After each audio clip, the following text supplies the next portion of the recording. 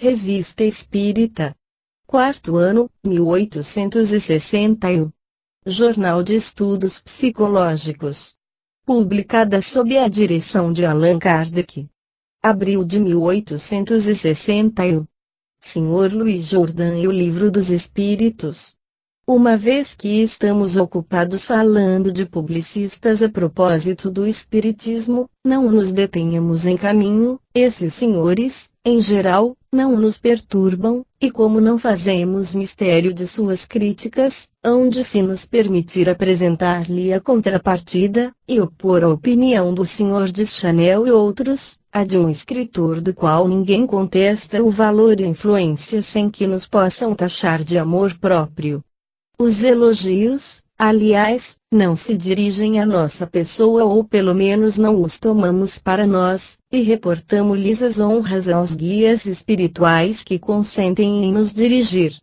Não saberíamos, pois, nos prevalecer do mérito que se pode encontrar em nossos trabalhos. Aceitamos os elogios, não como indício do nosso valor pessoal, mas como consagração da obra que empreendemos, obra que, com a ajuda de Deus, esperamos levar a bom fim, porque não estamos no fim, e o mais difícil não foi feito.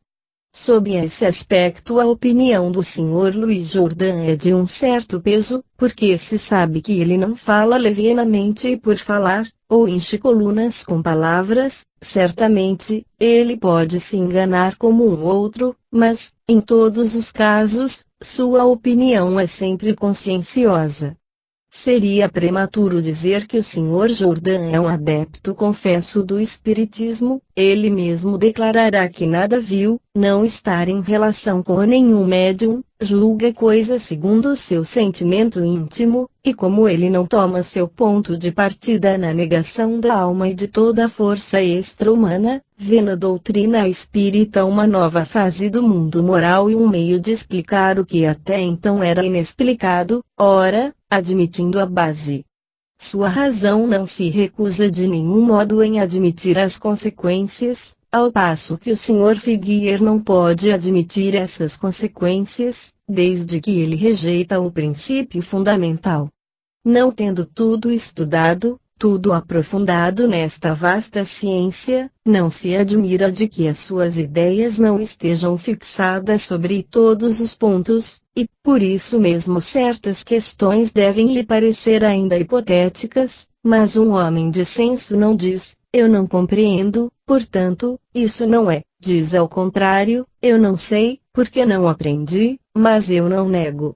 Por causa disso, o homem sério não se satisfaz sobre uma questão que toca os mais graves interesses da humanidade, e o homem prudente se cala sobre o que ignora, de medo que os fatos venham, como em tantos outros, dar um desmentido às suas negações, e que se não lhe oponham este irresistível argumento, falais daquilo que não sabeis.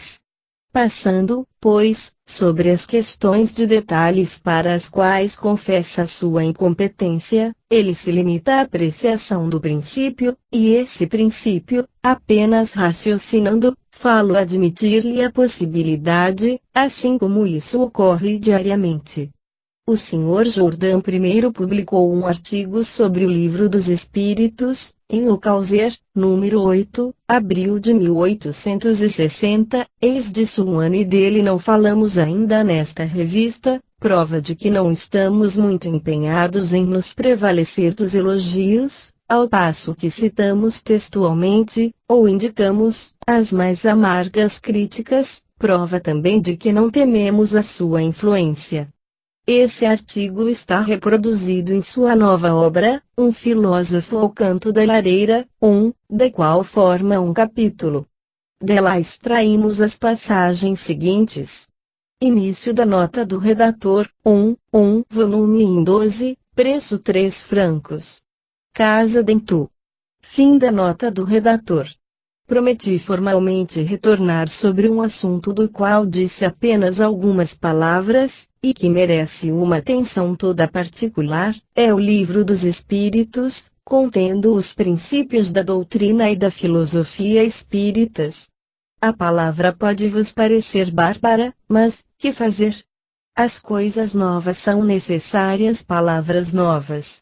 As mesas girantes conduziram ao Espiritismo, e estamos hoje de posse de uma doutrina completa, inteiramente revelada pelos Espíritos, porque o Livro dos Espíritos não foi feito pela mão do homem. O Sr. Allan Kardec se limitou a colecionar e pôr em ordem as respostas dadas pelos Espíritos às inumeráveis perguntas que lhes foram colocadas, respostas breves, que nem sempre satisfazem a curiosidade do perguntador, mas que, consideradas em seu conjunto, constituem com efeito uma doutrina, uma moral, e quem sabe, talvez uma religião. Julgai vós mesmos. Os Espíritos se explicaram claramente sobre as causas primeiras, sobre o Deus e o infinito, sobre os atributos da divindade. Eles nos deram os elementos gerais do universo, o conhecimento do princípio das coisas, as propriedades da matéria. Disseram os mistérios da criação, a formação dos mundos e dos seres vivos, as causas e as diversidades das raças humanas. Daí ao princípio vital não havia senão um passo, e nos disseram o que era o princípio vital, o que eram a vida e a morte, a inteligência e o instinto.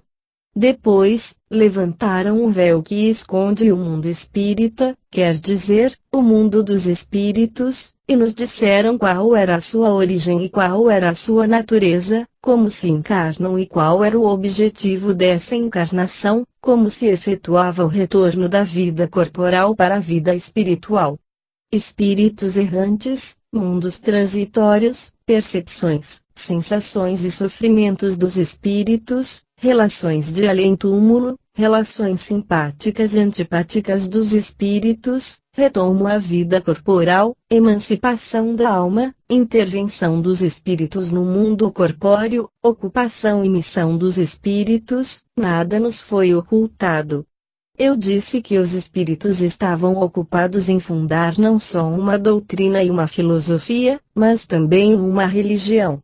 Com efeito, eles elaboraram um código de moral onde se encontram formuladas leis cuja sabedoria me parece muito grande, e, para que nada lhe falte, disseram quais seriam as penas e os gozos futuros, o que seria necessário entender por estas palavras: paraíso, purgatório e inferno.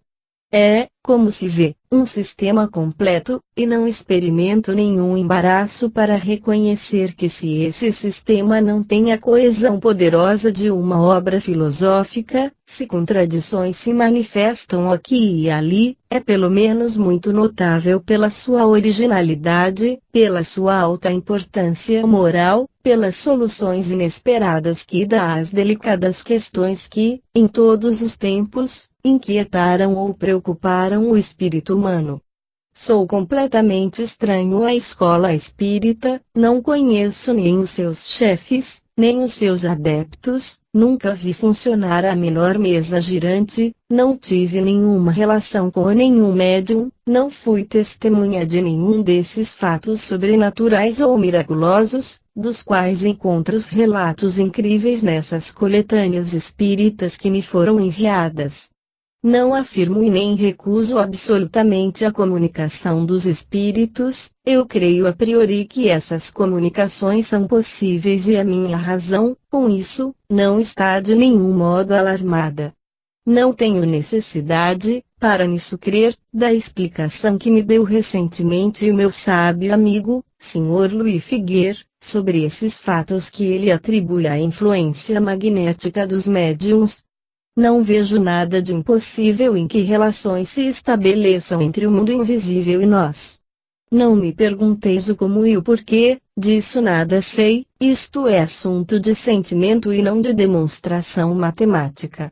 É, pois, um sentimento que exprimo, mas um sentimento que nada tem de vago e toma em meu espírito, e em meu coração, formas bastante precisas.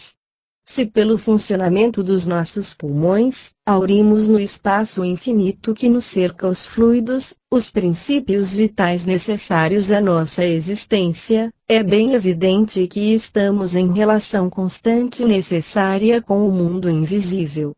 Esse mundo está povoado de espíritos errantes, como almas em pena e sempre prontas a responder aos nossos chamados. Aí está o que é mais difícil de admitir, mas também o que seria mais temerário negar absolutamente. Sem dúvida, não temos dificuldade em crer que todas as criaturas de Deus não se parecem aos tristes habitantes de nosso planeta. Somos bastante imperfeitos, estamos submetidos a necessidades bastante grosseiras para que não seja difícil imaginar que existem seres superiores que não sofram nenhuma pena corpórea, seres radiantes e luminosos, espírito e matéria como nós, mas espírito mais sutil e mais puro, matéria menos densa e menos pesada, mensageiros fluídicos que unem entre eles os universos, sustentam, encorajam os astros e as raças diversas que os povoam no cumprimento de sua tarefa. Pela aspiração e a respiração estamos em relação com toda a hierarquia dessas criaturas, desses seres dos quais não podemos compreender mais a existência e que não podemos nos representar a sua forma. Não é, pois, absolutamente impossível que alguns desses seres entrem acidentalmente em relação com os homens, mas o que nos parece pueril, é que lhe falta o concurso material de uma mesa, de uma prancheta ou de um médium qualquer, para que essas relações se estabeleçam. De duas coisas uma, ou essas comunicações são úteis, ou elas são ociosas. Se são úteis, os espíritos não devem ter necessidade de serem chamados de modo misterioso, de serem evocados e interrogados para ensinarem aos homens o que lhe importa saber. Se são ociosas, por que a elas recorrer? Não tenho nenhuma repugnância em admitir essas influências, essas inspirações, essas revelações, se quereis. O que rejeito absolutamente, é que, sob o pretexto de revelação, venham me dizer, Deus falou, portanto ide vos submeter. Deus falou pela boca de Moisés, do Cristo, de Maomé, pois sereis judeus, cristãos ou muçulmanos, se não incorrereis nos castigos eternos e, esperando isso, iremos vos maldizer ou vos torturar nesse mundo. Não. Não, semelhantes revelações não as quero por nenhum preço, acima de todas as revelações, de todas as inspirações, de todos os profetas presentes, passados ou futuros, há uma lei suprema, é a lei da liberdade. Tendo essa lei por base, eu admitirei, salvo discussão, tudo o que vos agradar. Suprimi essa lei, e não haverá senão trevas e violência. Eu quero ter a liberdade de crer ou de não crer, e de dizê-lo bem alto, é meu direito, quero usá-lo, é a minha liberdade e a ela me apego. Dizei-me que, não crendo no que me ensinais, perco a minha alma, é possível. Eu quero a minha liberdade até esse limite, quero perder a minha alma se isso me aprouver. E quem, pois, neste mundo, será juiz de minha salvação ou de minha perda? Quem, pois, pode dizer, aquele está salvo, este está perdido sem retorno? Então a misericórdia de Deus não será infinita. Será que quem esteja no mundo pode sondar a profundidade de uma consciência? É porque esta doutrina se encontra também no livro do Sr. Allan Kardec, que me reconciliou com os espíritos que ele interrogou. O laconismo de suas respostas prova que os espíritos não têm tempo a perder, e se me espanto com alguma coisa, é que eles tenham ainda bastante para responder complacentemente ao chamado de tantas pessoas que perdem o seu para evocá-los. Tudo o que dizem, de um modo mais ou menos claro, mais ou menos sumário, os espíritos dos quais o Sr. Allan Kardec coligiu as respostas, foi exposto e desenvolvido com uma notável limpidez por Michel, que me parece ser, longe disso, o mais avançado e o mais completo de todos os místicos contemporâneos. Sua revelação é, ao mesmo tempo, uma doutrina e um poema, doutrina santa e fortificante, poema brilhante. A única vantagem que encontro nas perguntas e respostas que o Sr. Allan Kardec publicou, é que elas se apresentam sob uma forma mais acessível para a grande massa dos leitores, e das leitoras sobretudo, as principais ideias sobre as quais importa chamar a sua atenção. Os livros de Michel não são de leitura fácil, exigem uma atenção de espírito muito sustentada. O livro do qual falamos, ao contrário, pode ser uma espécie de vade-mecum, é tomado, deixado e aberto não importa onde, e súbito a curiosidade é despertada. As perguntas dirigidas aos espíritos são aquelas que nos preocupam a todos, as respostas são, algumas vezes, muito fracas, outras vezes elas condensam em poucas palavras a solução dos problemas mais difíceis, e sempre oferecem um vivo interesse ou salutares indicações. Eu não sei de curso de moral mais atraente, mais consolador, mais encantador do que aquele. Todos os grandes princípios sobre os quais se fundam as civilizações modernas ali estão confirmados, e notadamente o princípio dos princípios, a liberdade. O espírito e o coração dali saem serenos e fortificados. São sobretudo os capítulos relativos à pluralidade dos sistemas, à lei do progresso coletivo e individual, que têm uma atração e um encanto poderosos. Para mim, os espíritos do Sr. Allan Kardec nada me ensinaram sob este aspecto. Há muito tempo que creio firmemente no desenvolvimento progressivo da vida através dos mundos, que a morte é o limiar de uma existência nova, cujas provas são proporcionais aos méritos da existência anterior. De resto, a velha fé gaulesa era a doutrina druida, e os espíritos nada inventaram nisso, mas o que eles acrescentaram foi uma série de deduções e de regras práticas, excelentes na conduta da vida. Sob esse aspecto, como sob muitos outros, a leitura desse livro, independentemente do interesse e da curiosidade que a sua origem excita, pode ter um alto caráter de utilidade para os caracteres indecisos, para as almas mal consolidadas que flutuam nos limites da dúvida. A dúvida é o pior dos males. É a mais horrível das prisões, é preciso sair dela a todo preço. Esse livro estranho nisso ajudará mais de um e mais de uma a consolidar a sua vida, a romper os ferrolhos de sua prisão, precisamente porque ele é apresentado sob uma forma mais simples e elementar, sob a forma de um catecismo popular que todo o mundo pode ler e compreender. Depois de citar algumas questões sobre o casamento e o divórcio, que acha um pouco pueris e não estão tratadas a seu gosto, o Sr. Jourdan termina assim. Eu me apresso em dizer, entretanto, que todas as respostas dos espíritos não são tão superficiais como aquelas de que acabo de falar.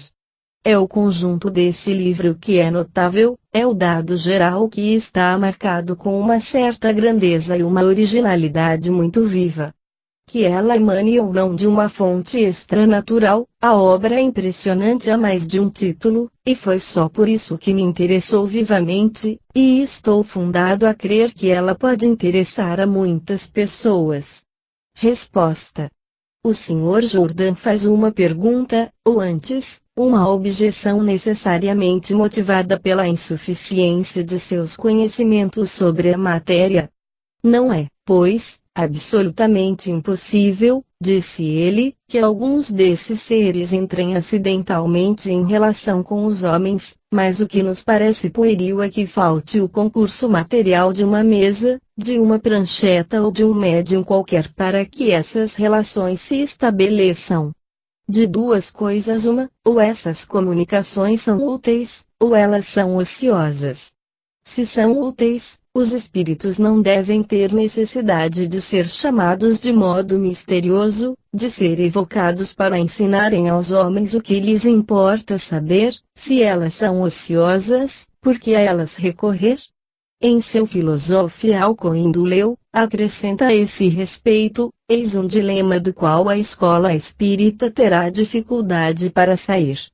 Não, certamente, não tem dificuldade para disso sair, porque há muito tempo colocou e, há muito tempo também o resolveu, e se não foi para o Sr. Jordan, é porque ele não sabe tudo. Ora, cremos que se tivesse lido o livro dos médiuns, que trata da parte prática e experimental do espiritismo, teria sabido a que se ater sobre esse ponto.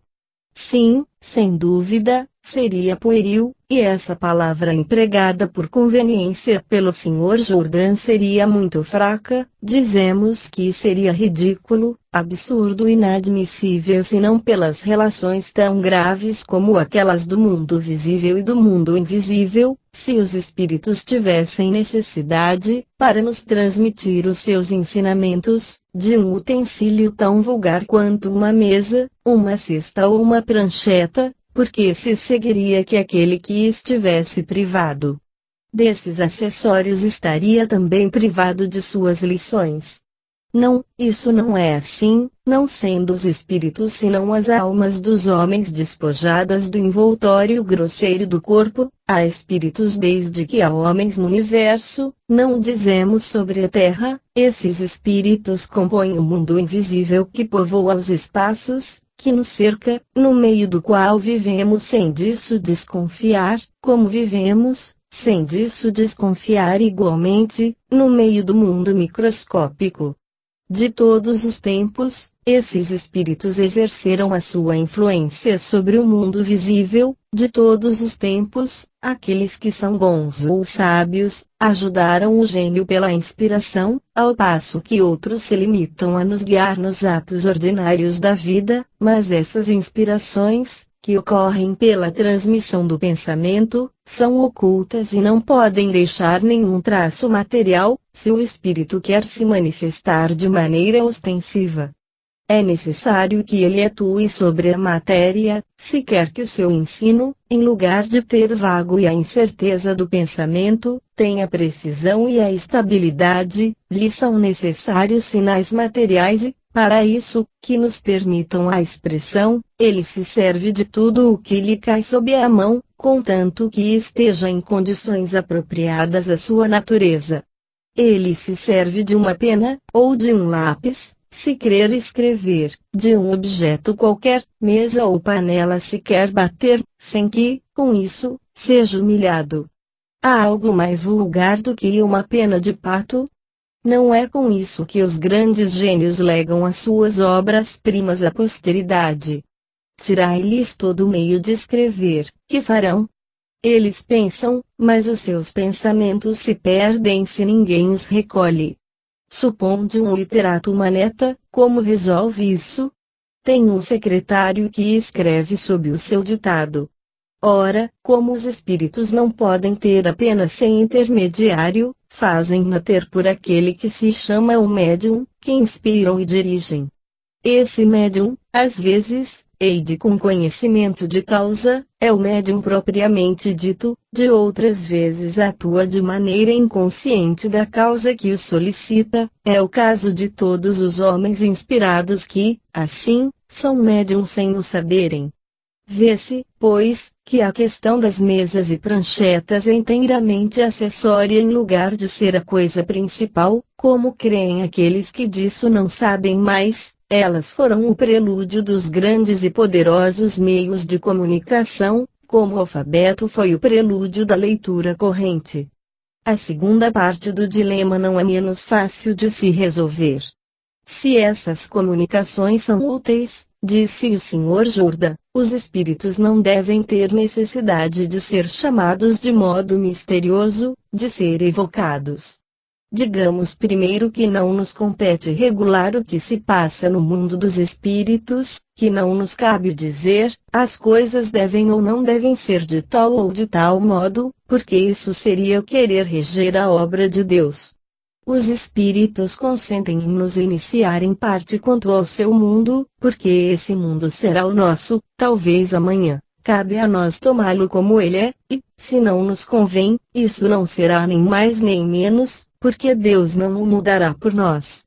Isto posto, apressemo-nos em dizer que nunca houve evocações misteriosas e cabalísticas, Tudo se faz simplesmente, à luz e sem fórmula obrigatória. Aqueles que creem essas coisas necessárias, ignoram os primeiros elementos da ciência espírita. Em segundo lugar, e se as comunicações espíritas não pudessem existir senão em consequência de uma evocação, seguir-se-ia que elas seriam o privilégio daqueles que sabem evocar, e que a imensa maioria daqueles que delas jamais ouviram falar estaria privada de fazê-lo. Ora, isso estaria em contradição com o que dissemos ainda há pouco das comunicações ocultas e espontâneas. Essas comunicações são para todo o mundo, para o pequeno como para o grande, o rico como para o pobre, o ignorante como o sábio.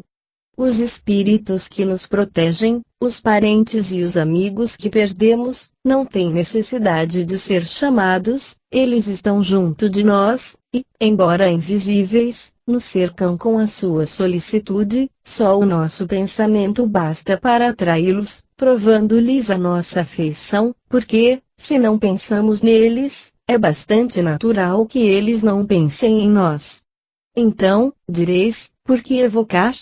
Ei-lo. Suponde que estais na rua, cercado de multidão compacta que conversa e sussurra aos vossos ouvidos, mas, entre ela, percebeis ao longe alguém conhecido com quem quereis falar em particular. Que fazeis se não podeis ir a ele? Chamais, e ele vem a vós. Ocorre o mesmo com os espíritos. Ao lado daqueles que gostam de nós, e que talvez não estejam sempre ali, há a multidão inumerável dos indiferentes. Se quereis falar a um espírito determinado, como não podeis ir a ele, retido que estáis pelo vosso grilhão corpóreo, vós o chamais, e aí está todo o mistério da evocação, que não tem outro objetivo senão de vos dirigir àquele que quereis, em lugar de escutar o primeiro que chegue. Nas comunicações ocultas e espontâneas, das quais falamos há pouco, os espíritos que nos assistem nos são desconhecidos, e o fazem com o nosso desconhecimento, pelo fato das manifestações materiais, escritas ou outras. Eles revelam a sua presença de maneira patente, e podem se fazer conhecer se o querem. É um meio de se saber com quem se trata, e se tem ao redor amigos ou inimigos. Ora, os inimigos não faltam mais no mundo dos espíritos do que entre os homens. Ali, como entre nós, os mais perigosos são aqueles que não se conhecem. O espiritismo prático dá os meios de conhecê-los. Em resumo, aquele que não conhece o espiritismo senão pelas mesas girantes dele faz uma ideia tão mesquinha e tão pueril quanto aquele que não conhecesse a física senão por certos jogos infantis. Mas, quanto mais se avança, mais o horizonte se alarga, e é somente então que se lhe compreende a verdadeira importância, porque ele nos revela uma das forças mais poderosas da natureza, força que atua, ao mesmo tempo, sobre o mundo moral e sobre o mundo físico. Ninguém contesta a reação que exerce, sobre nós, o meio material, visível ou invisível, no qual estamos mergulhados. Se estamos numa multidão, essa multidão de seres reage também sobre nós, moral e fisicamente. À nossa morte, as nossas almas vão para alguma parte. Para onde vão elas?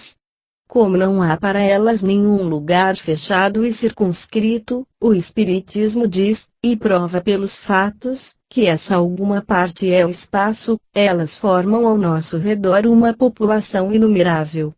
Ora, como admitir que esse meio inteligente tenha menos ação do que o meio ininteligente?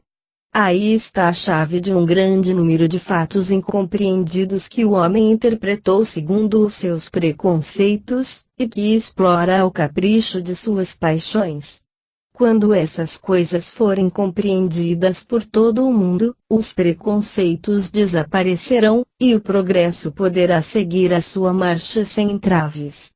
O Espiritismo é uma luz que clareia os recônditos mais tenebrosos da sociedade. É, pois, muito natural que aqueles que temem a luz procurem aniquilá-la, mas, Quando a luz tiver penetrado por toda a parte, será necessário que aqueles que procuram a obscuridade se decidam a viver na luz. Será, então, que se verão muitas máscaras caírem. Todo homem que quer verdadeiramente o progresso não pode, pois, permanecer indiferente a uma das causas que mais devem para isso contribuir, e que prepara uma das maiores revoluções morais que a humanidade tenha sofrido ainda. Estamos longe, como se vê, das mesas girantes, é que há também distância desse modesto início às suas consequências quanto da maçã de Newton à gravidade universal.